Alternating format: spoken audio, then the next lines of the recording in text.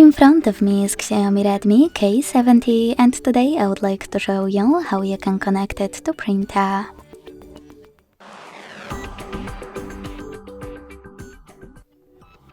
First of all, open Settings and click on More Connectivity options. Then select Printing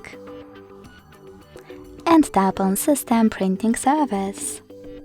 Finally, just wait. Your device is looking for a printer. When it finds one, it will connect to it. If you want to use a different service, use Blue Switcher to disable System 1. Go back, click on Add Service and install the best one for you. When it's ready, go back to the same settings. Then tap on it and wait again.